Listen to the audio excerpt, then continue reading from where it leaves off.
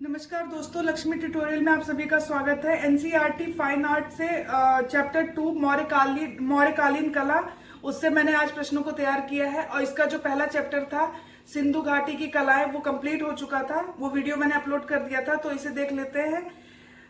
मौर्यकालीन कला, इससे संबंधित जो प्रश्नों को तैयार किया है मैंने, तो ये पहला प्रश्न देखते हैं। ईसा पूर्व 6ठी शताब्दी में गंगा घाटी के मैदान में बौद्ध और जैन धर्मों के रूप में एक नए धार्मिक और सामाजिक आंदोलन की शुरुआत हुई। ये दोनों संप्रदाय किस परंपरा के अंग थे? तो हमें बताना है कि बौद्ध और जैन धर्म के रूप में जो नए धार्मिक और सामाजिक आंदोलन की शुरुआत हुई, और यही जो बौद्ध और जैन धर्म है, ये दोनों संप्रदाय जो है किस परंपरा के अंग थे, ये पूछ रहा है। ब्राह्मण परंपरा और श्रमण परंपरा किसके अंग थे? तो ये श्रमण परंपरा के अंग थे। दूसरा प्रश्न है, ये दो कथन दिए गए, हमें बताना है कौन सा कथन सही है। श्रमण परंपरा ब्रह्म को ही मोक्ष का आधार मानता है तथा वेद वाक्य को ब्रह्म वाक्य, जबकि ब्राह्मण परंपरा श्रम को मोक्ष प्राप्ति का मार्ग मानता है तथा जीवन में ईश्वर नहीं अपितु श्रम की आवश्यकता होती है। ये पहला कथन है। दूसरा है, ब्राह्मण परंपरा ब्रह्म को मोक्ष का आधार मानता है और वेद वाक्य को ब्रह्म वाक्य, जबकि श्रमण परंपरा श्रम को ही मोक्ष की प्राप्ति का मार्ग तथा व्यक्ति के जीवन में ईश्वर की नहीं अपितु श्रम की आवश्यकता होती है। तो इसमें से ये केवल दूसरा कथन जो है कि ब्राह्मण परंपरा के अकॉर्डिंग क्या था कि ब्रह्म को ही वो मोक्ष का आधार मानता था और वेद वाक्य जो होता था वही ब्रह्म वाक्य है। लेकिन जो श्रमण परंपरा थी, ये क्या कहते, ये इसके अकॉर्डिंग क्या था कि जो श्रम था वही सर्वज्ञ था और श्रम से ही मोक्ष की प्राप्ति होती थी और व्यक्ति के जीवन में ईश्वर नहीं, जबकि श्रम का ही सब कुछ श्रम ही था, श्रम की ही आवश्यकता होती है इसके अकॉर्डिंग। तो यही दूसरा कथन सही है। अगला प्रश्न देखते हैं।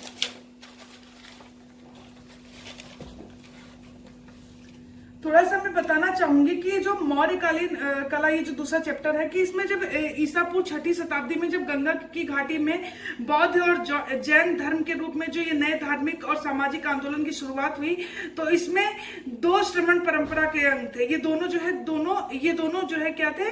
दोनों श्रमण परंपरा के अंग थे। ये तो आपने जान लिया। और पहले में जो क्या है, ये जो बौद्ध ब्रह्म है, इस जो ब्राह्मण था, ब्राह्मण परंपरा, उसके अकॉर्डिंग ये तो जान लिया आपने। मैंने भी जैसा कि बताया कि ये ब्रह्म को ही मोक्ष का आधार मानता था और वेद वाक्य को ही ब्रह्म वाक्य। और श्रमण क्या कहते, श्रमण परंपरा के अकॉर्डिंग क्या था कि मोक्ष प्राप्ति का मार्ग क्या था? मोक्ष प्राप्ति का मार्ग जो है श्रम था और व्यक्ति के जीवन में श्रम की आवश्यकता होती है, ईश्वर की नहीं। और ये दोनों ही धर्म जो है बहुत जल्दी लोकप्रिय हुए। इसका कारण क्या था कि जो सनातन धर्म में वर्ण और जाति व्यवस्था का विरोध करते थे ये दोनों ही धर्म, इसीलिए बहुत जल्दी क्या हुए, ये बहुत जल्दी लोकप्रिय हो गए, जैन और बौद्ध। और उसी समय क्या हुआ कि ये जो मगध है वो भी एक शक्तिशाली राज्य के रूप में उभरा और ईसा पूर्व 6ठी शताब्दी तक मौर्यों ने अपना पूरा प्रभुत्व जमा लिया था। और उसी वक्त क्या, ईसा पूर्व 4ठी शताब्दी में और 3री शताब्दी तक क्या हुआ कि भारत का जो हिस्सा था बहुत बड़ा, वो मौर्यों के नियंत्रण में आ गया। तो ये हुआ था ईसा पूर्व 4ठी और 3री शताब्दी तक कि उनके नियंत्रण में आ गया। और ये जो श्रमण परंपरा थी, इसको जो है जो अशोक, जो कि एक बहुत शक्तिशाली राजा हुआ था, उसने क्या किया कि ईसा पूर्व 3री शताब्दी में ही बौद्धों की जो श्रमण परंपरा थी उसको संरक्षण भी दिया। और जो ये यक्ष पूजा वगैरह जो था, ये बौद्धों के आगमन से पहले भी और उसके बाद भी लोकप्रिय रहा। और आगे चलकर क्या हुआ कि बौद्ध और जैन धर्मों में ये विलीन हो गया, यक्ष पूजा। तो इतना मैंने आपको बता दिया। और इसी समय क्या था कि यक्ष और मातृ देवों की पूजा काफी ज्यादा प्रचलित थी, और ये पहले से भी प्रचलित थी। और बाद में क्या हुआ कि यक्षों की पूजा जो थी वो बौद्ध और जैन धर्मों में विलीन हो गई और अशोक ने जो है श्रमण परंपरा को संरक्षण दिया। तो इतना मैंने बताया। आइए अब प्रश्न पे आते हैं।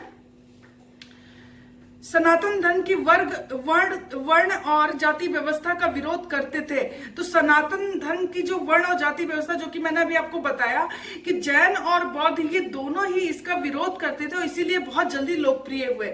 ये इसका उत्तर है, ये दोनों ही, यानी जैन और बौद्ध दोनों ही इसकी जाति व्यवस्था और वर्ण व्यवस्था का विरोध करते थे। अगला प्रश्न है, निम्नलिखित कथनों में से सत्य कथन का चयन करें। ईसा पूर्व 4वीं शताब्दी तक मौर्यों ने अपना प्रभुत्व जमा लिया था। बिल्कुल सही बात है। ईसा पूर्व 3वीं शताब्दी तक भारत का बहुत बड़ा हिस्सा इनके नियंत्रण में आ गया था। और जो ईसा पूर्व 3वीं शताब्दी में क्या हुआ कि बहुत बड़ा हिस्सा इनके नियंत्रण में आया, और इसी वक्त यानी कि अशोक ने ईसा पूर्व 3वीं शताब्दी में बौद्धों की श्रमण परंपरा को संरक्षण दिया। बिल्कुल सही है। और यक्ष पूजा बौद्ध धर्म के आगमन से पहले, उसके बाद भी लोकप्रिय रही और आगे चलकर बौद्ध और जैन धर्मों में विलीन हो गई। और ये तीनों ही कथन बिल्कुल सही हैं। चलिए अगला देखते हैं। निम्नलिखित में से सत्य कथन का चयन करें। अब पहला है, मौर्यकालीन स्तंभ चट्टानों से कटे हुए स्तंभ हैं, जबकि एकेमेनियन स्तंभ राजमिस्त्री द्वारा अनेक टुकड़ों को जोड़कर बनाए गए थे। दूसरा है, मौर्यकालीन स्तंभों में उत्कीर्णकर्ता कलाकार का कौशल स्पष्ट दिखाई देता है, वहीं एकेमेनियन साम्राज्य में दिखाई नहीं देता है। तीसरा है, मौर्यकालीन स्तंभों की चोटी पर सांड, शेर, हाथी जैसे जानवरों की आकृति उकेरी गई है।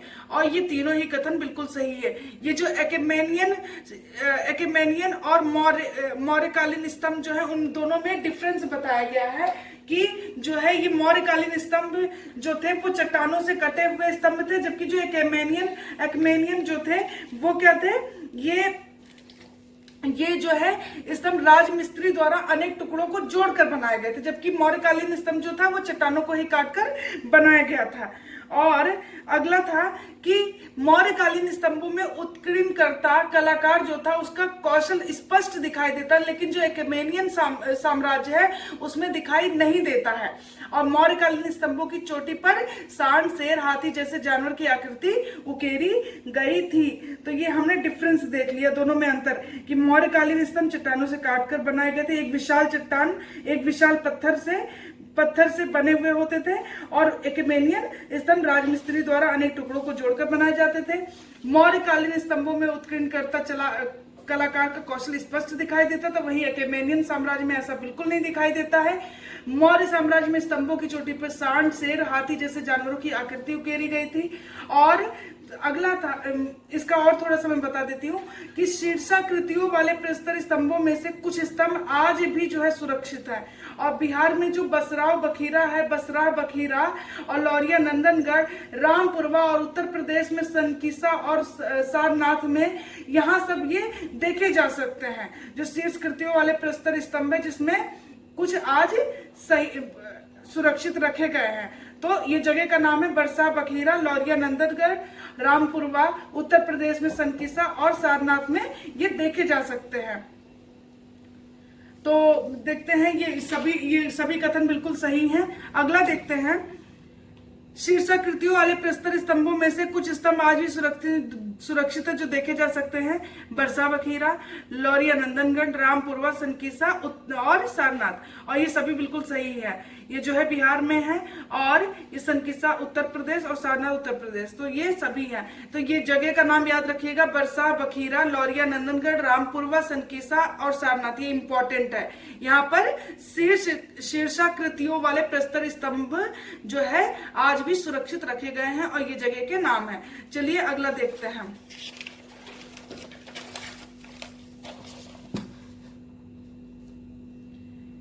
ये कथन दिए गए हैं, हमें बताना है इसमें से कौन से कथन सही हैं। ईसा पूर्व 3वीं शताब्दी में यक्ष, यक्षिणियों और पशुओं की विशाल मूर्तियां बनाई गई तथा इनकी विशेषता इनकी सतह चिकनी थी, मतलब पॉलिशदार सतह थी।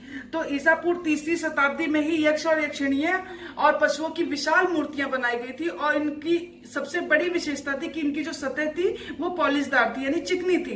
दूसरा है, सारनाथ में पाया गया मौर्यकालीन स्तंभ शीर्ष, यानी सिंह शीर्ष जिसे बोलते हैं, भारत का राष्ट्रीय प्रतीक है। बिल्कुल सही है। तथा धम्म चक्र परिवर्तन का मानक प्रतीक और बुद्ध के जीवन की एक महान ऐतिहासिक घटना का द्योतक भी है। तो ये जो सारनाथ में जो पाया गया मौर्यकालीन स्तंभ शीर्ष है, जो सिंह शीर्ष के नाम से भी जाना जाता है, भारत का राष्ट्रीय प्रतीक है, सब जानते हैं। और ये जो है धम्म चक्र परिवर्तन का मानक प्रतीक है और बुद्ध के जो जीवन की एक महान ऐतिहासिक घटना है उसका ये द्योतक है। तीसरा है पटना, विदिशा और मथुरा आदि अनेक स्थलों पर यक्षों और यक्षिणियों की बड़ी बड़ी मूर्तियां पाई गई हैं। पटना, विदिशा, मथुरा, इन सभी जगहों पर यक्ष और यक्षिणियों की बड़ी बड़ी मूर्तियां पाई गई हैं। बिल्कुल सही है और ये जगह के नाम याद रखिएगा कहाँ कहाँ से मिली है। पटना, विदिशा, मथुरा आदि अनेक स्थलों से मिली है। फिलहाल तो पटना, विदिशा और मथुरा यहाँ से और भी अनेक स्थलों से यक्ष और यक्षिणियों की बड़ी बड़ी मूर्तियां मिली हैं। चौथा है मौर्यकालीन मूर्तियों की विशेषता, चेहरे पर प्रकृति विज्ञान की निपुणता और स्पष्टता साफ दिखाई देती है। तो इनकी जो मौर्यकालीन मूर्तियां थी उनकी सबसे बड़ी विशेषता थी कि चेहरे पे जो प्रकृति और विज्ञान की जो निपुणता थी और स्पष्टता वो साफ साफ दिखाई जाती है। कितने समझदारी से उसे उकेरा गया था। तो ये सभी कथन बिल्कुल सही हैं, उपरोक्त सभी कथन बिल्कुल सही हैं। चलिए अगला देखते हैं।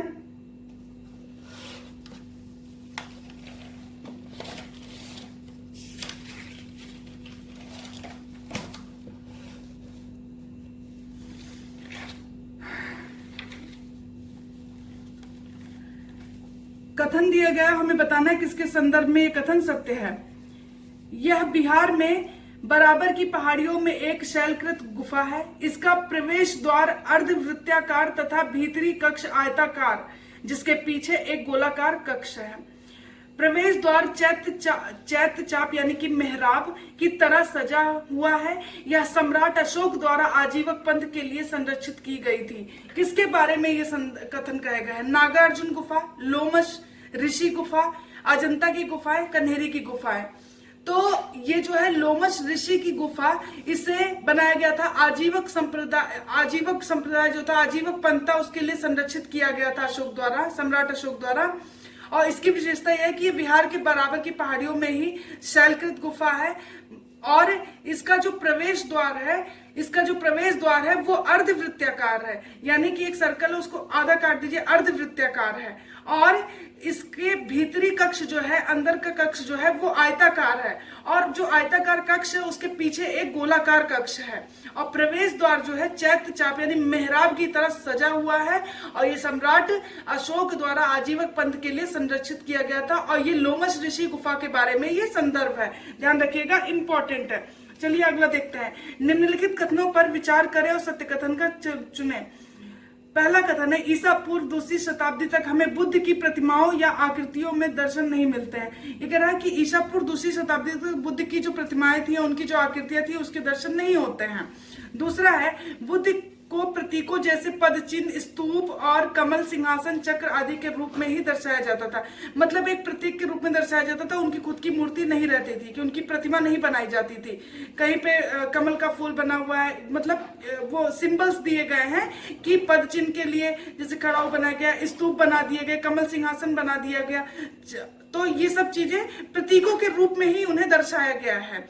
तो ये कहने का मतलब है। तो ईसा पूर्व 2वीं शताब्दी तक क्या था कि बुद्ध की प्रतिमाएं और आकृतियों के दर्शन नहीं मिलते हैं, क्योंकि वहां पर उस समय क्या था, प्रतीकों की तरह जैसे कि पदचिन्ह, स्तूप, कमल सिंहासन, चक्र आदि के रूप में उन्हें दर्शाया जाता था। और ये दोनों ही कथन बिल्कुल सही है ईसा पूर्व 2वीं शताब्दी तक। ये ध्यान रखिएगा, ईसा पूर्व 2वीं शताब्दी तक इनके प्रतिमाओं और आकृतियों का दर्शन नहीं होता है। तो ये दोनों ही कथन बिल्कुल सही है। लास्ट देखते हैं। निम्नलिखित में से सत्य कथनों का चयन करें। पहला कथन है मौर्य काल में पूजा की पद्धति सरल थी। बुद्ध के जीवन की घटनाओं को चित्रात्मक रूप से प्रस्तुत किया जाता था। मौर्य काल में जो पूजा की पद्धति थी वो बहुत ज्यादा सरल थी और बुद्ध के जो जीवन की जो घटनाएं थी कि वो कैसे गृह त्याग हुआ, उनको कैसे उन्होंने कौन सा कहाँ पे सबसे पहले उपदेश दिया, तो ये सब चीजें क्या थी, घटनाएं जो थी वो चित्रात्मक रूप से ही प्रस्तुत की जाती थी। जैसा कि उन्होंने बोला कि ईसा पूर्व 2वीं शताब्दी तक क्या था कि पद चिन्हों और कमल सिंहासन और स्तूपों से ही उन्हें दर्शाया जाता था, उनकी प्रतिमा का दर्शन नहीं मिलता है। तो ये कह रहा है कि मौर्य काल में क्या था, पूजा की पद्धति बहुत सरल थी क्योंकि बुद्ध के जीवन में घटनाओं को चित्रात्मक रूप से प्रस्तुत किया जाता था। तो दूसरा है बुद्ध के जन्म, गृह त्याग, ज्ञान प्राप्ति, धर्म चक्र प्रवर्तक और महापरिनिर्वाण की घटनाओं को ही अक्सर चित्रित किया जाता था। जैसे गृह त्याग किया तो उसमें उन्होंने उस घोड़े को दिखा दिया, ज्ञान प्राप्ति के लिए चक्र दिखा दिया, और धर्म प्रवर्तन और बोधि वृक्ष को दिखा दिया ज्ञान प्राप्ति की, और उसके बाद महापरिनिर्वाण के लिए खड़ाऊ को दिखा दिया। तो इस तरह की घटनाओं को दिखाने के लिए एक सिंबल रख दिया, सिंबल की तरह उन्हें दिखाया जाता था। तो ये दूसरा कथन था कि बुद्ध के जन्म, गृह त्याग और ज्ञान प्राप्ति, धर्म चक्र प्रवर्तन और महापरिनिर्वाण की घटनाओं को ही अक्सर चित्रित किया जाता था। तीसरा है जातक कथाएं बौद्ध परंपरा का अभिन्न अंग थी। जातक कथाएं बिल्कुल उन बौद्ध परंपरा का अभिन्न अंग थी। और चौथा है कि जिन जातक कथाओं का अक्सर अनेक स्थानों पर बार बार चित्रण दर्शाया गया है वे कौन कौन सी थी? छदंत जातक, विदुर पंडित जातक, रुरु जातक, सिबी जातक, बेसांतर जातक और शम जातक।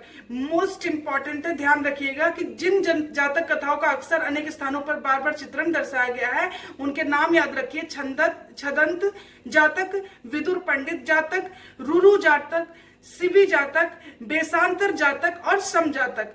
और ये सभी कथन बिल्कुल सही हैं।